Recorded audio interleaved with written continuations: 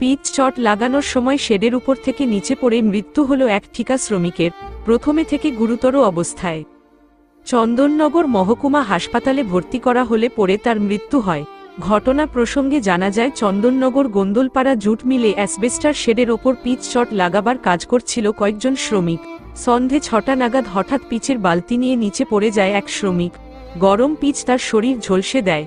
গুরুতর আহত অবস্থায় তাকে চন্দননগর মহকুমা হাসপাতালে ভর্তি করা হলে পরে তার মৃত্যু হয়। মৃত ঠিকা শ্রমিকের নাম দুলাল। জানা গেছে, মৃত শ্রমিকের বাড়ি বারাসতে। রিসরার ঠিকাদারের কাজ করতে গোন্দলপাড়া জুটমিলে আসে। বর্ষার আগে জুটমিলের ফুটোফাটা শেড পিচ চট দিয়ে সারানোর কাজ চলছিল।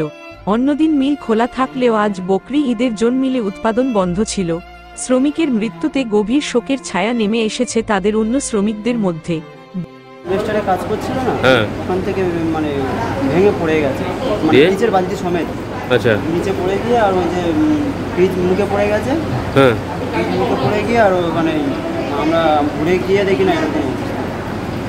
কখন হয়েছে এটা ঘটনা? কখন হয়েছে? 6টা নাগাদ। কোন jute mill? Gondalpara jute mill. কজন কাজ করছিলে তোমরা? আমরা 4 জন ছিলাম। ওই পিচ চট লাগাচ্ছিলে? হ্যাঁ, পিচ চট লাগাচ্ছি। কোথায় বাড়ি তোমাদের? আমাদের বাড়ি রায়দিঘি, এনার বাড়ি বারাসাত। বারাসাত? বনগাঁ লাইনে বারাসাত। মানে আগে এরকম ঘটেছে কিছু? না, আগে ঘটেনি। হঠাৎ এরকম করে হয়ে গেল? অ্যাসবেস্টার ভেঙে ঢুকে গেছে। কত দূর থেকে, মানে দোতলা থেকে? হ্যাঁ, দোতলা। কি নাম তোমার? সৎকুমার গায়ে। কার আন্ডারে কাজ করছিলে তুমি? দীপক। দীপক কি? দীপক। কন্ট্রাক্টরের নাম কি?